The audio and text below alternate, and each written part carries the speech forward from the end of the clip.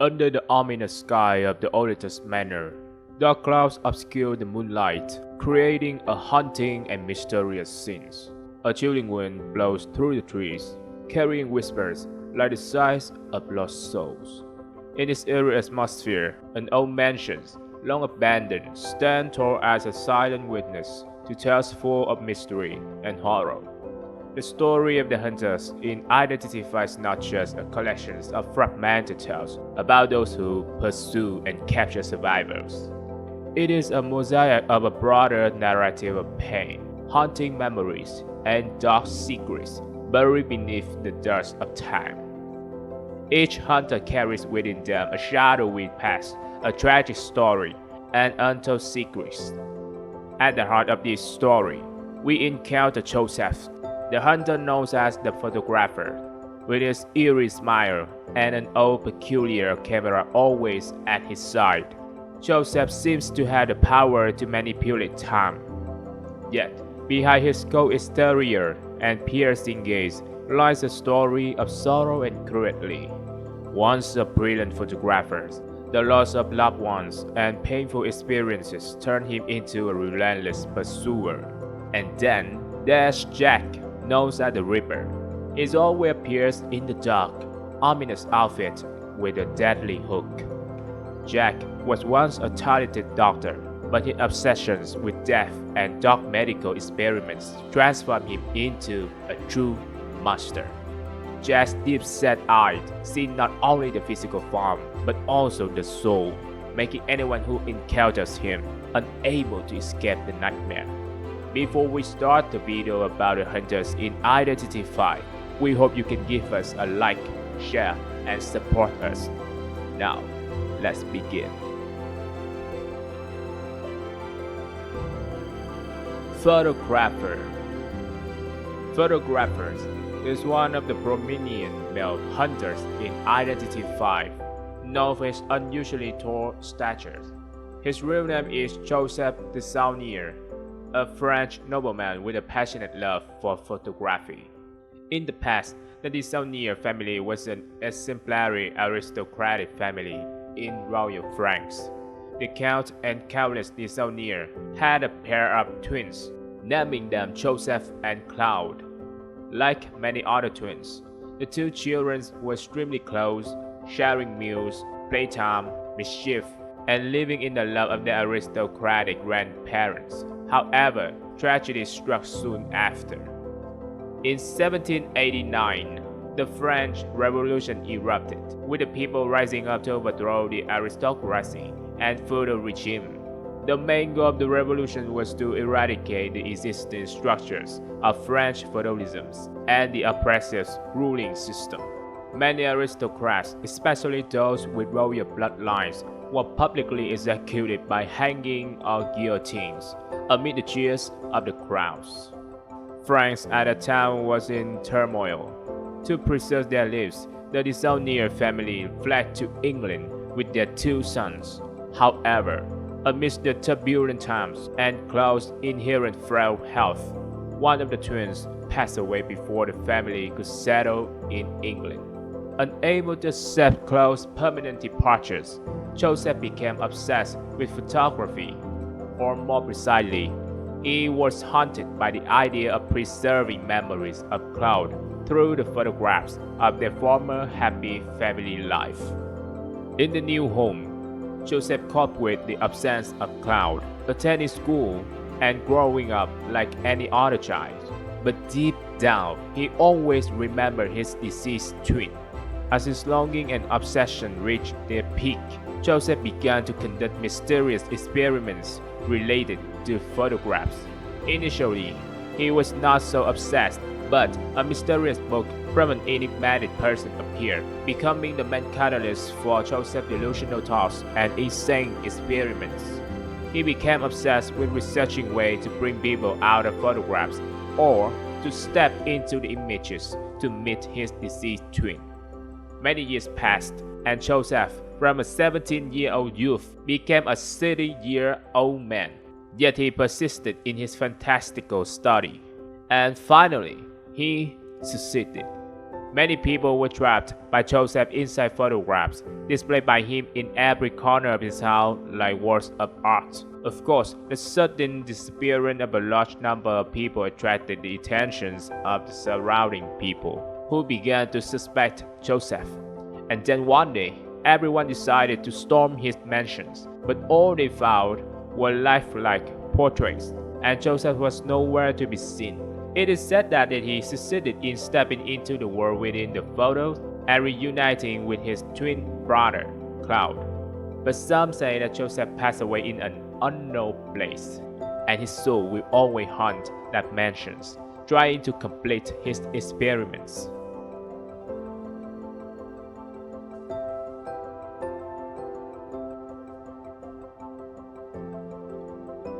NetEase. Stepping away from distant lands, let's return to the latest manor, the epicenter of manor game, and the tales within the Identity 5. Besides the pitiful forest keeper Bane mentioned in the previous video, the latest manor is also home to another hunter known as NetEase. His real name is Burke Labadura, an architect hired by the owner of Olitus Manor to renovate and construct architectural marvels within the estate. At first glance, Burke appears to be a 52-year-old man with a body that half human, half machine, but his true age remains a mystery. Due to his name, NetEase, Burke is a bit eccentric. The only thing that interests him is machinery, so besides being an architect, Burke is also a skilled mechanic. He personally crafted Gore 26, one of the hunters who will later appear in the game. And perhaps he is also the one who helped the Spider Lady Violetta modify her body. Back then, Olitus Manor didn't belong to the owner of Manor Game as it does now. It belonged to Mr. and Mrs. Ross, a kind, noble couple. They not only welcomed Burke and Ben, but also hired several locals to provide them with employment opportunities. The DeRoss couple had two children, Baron and Alice. They often played with Burke and Gore 26, even naming the weapon Bon Bon, making the machine created solely for attack develop feelings like a human. Additionally, due to Bon Bon's excessive damage potentials, the DeRoss couple suggested hiring outside guard instead of using robots. Naturally, this didn't sit well with Burke. He wondered why hire humans when robots could suffice. But this didn't last long, as tragedy quickly befell the DeRoss family. On the night Bane's forest was invaded by poachers, after he was captured and endured the worst moment of his life before being rescued by the dogs, Bon Bon, created by Burke, appeared and chased away the poachers. One might have thought everything was over, but remembering what the poacher has done to Ben, we know that they wouldn't let things go so easily. After Bon Bon chased away the poachers, Burke decided to refurbish and repair it, but at that moment, the poachers, accompanied by enraged villagers, including those whom the DeRoss family has helped, armed themselves and stormed into Oletta's manor. Some say Mr. and Miss DeRoss were murdered, and their two children were taken away by the villagers. But others claim that the entire DeRoss family was kidnapped. No one knows what happened that night, but what we do know is that after tragedy, only Burke and Ben remained at the Olitus Manor. As I mentioned in the previous video, Bane, after the tragedy of his beloved Black Cap, completely changed his demeanor, ready to punish anyone who dare trespass into Farewell Forest. Ready to punish anyone who dare trespass into the Farewell Forest. As for Burke, he felt immensely guilty for failing to save the DeRoss family. If he had created a machine without emotions and only programmed for combat, perhaps everyone would have been safe. After that, Burke, like Bane, became the guardian of Olitus Manor, hoping that one day the owners of the estate would return. It was from that moment onwards that people officially began calling him NetEase. Bloody Queen. In the foggy depths of English folklore, the tale of Bloody Mary, also known as the Bloody Queen, unfurls like a dark ribbon woven through the fabric of time. Mary, a woman of ethereal beauty but in tragedy, is said to have roamed the halls of secluded manor in the 13th century. Her very name whispered in harsh tones, laden with fear and dread. Her visage, hauntingly pale with a hue of ashen gray, bore witness to the torment she endured in life.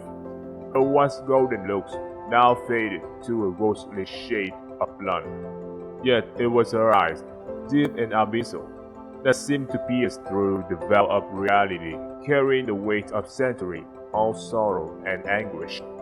Legend spin a tale of accusations and persecutions, attributing to Mary the blame for the mysterious disappearances of young maidens in the village. Accused of witchcraft and malevolence, she is faced a wrath of villagers who condemn her to the flames of stakes, branding her a witch and a harbinger of darkness. But even in death, Mary's spirit refused to rest. It is said that her soul, bound by vengeful ire and internal torment, vowed retribution upon those who dare invoke her name in vain. The legend forewarns of a ritual, a dark invocation performed by the foolhardy, wherein the incantation of Bloody Mary must be uttered before a mirror, the flickering candle casting eerie shadows upon the reflective surface.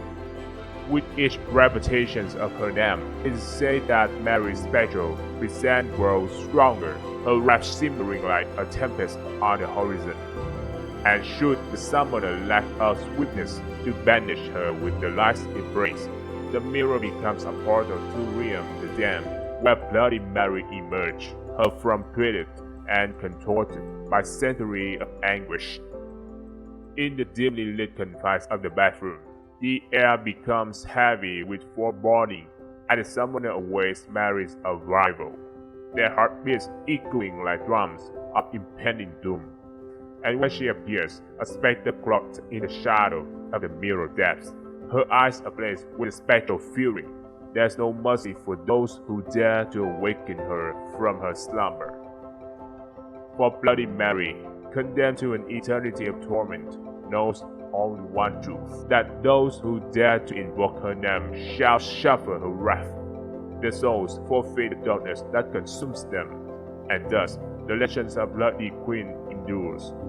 A cautionary tale whispered in the dead of night, lest one should awaken the wrath of the spectre who haunts the mirror of the world.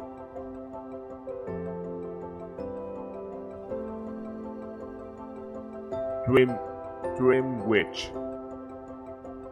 Within the intricate tapestry of the Identity 5 universe, one figure stands as a harbinger of both allure and dread, the enigmatic Dream Witch, known in whispered tones as Deidre.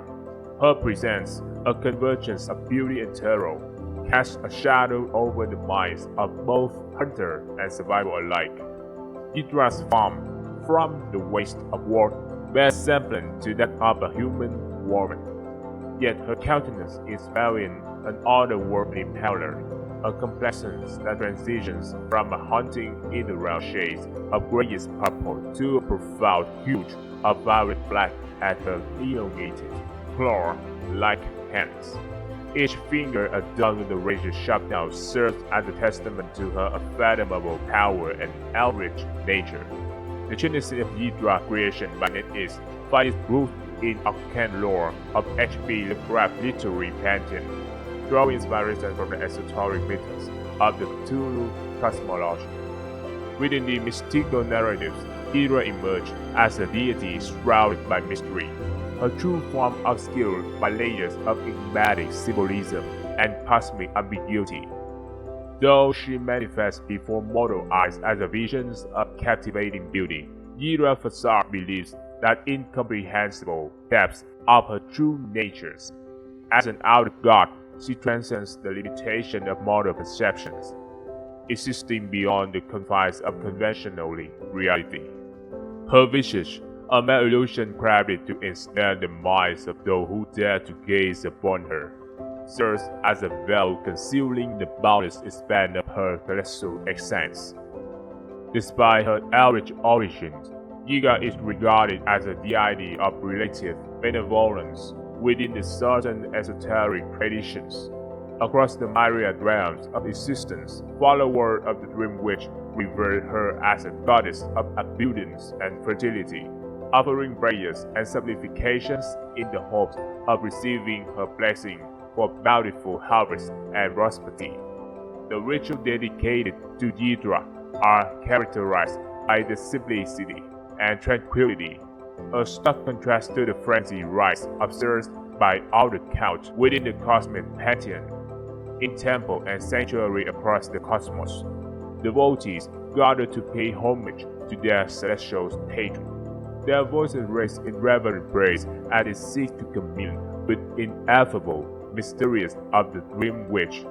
Yet, beneath the veneer of tranquility lies an undercurrent primal fear, a lingering apprehension born of the knowledge that Gira benevolent is but fleeting illusions. A fragile veil that obscures the unfathomable depths of her inscrutable nature.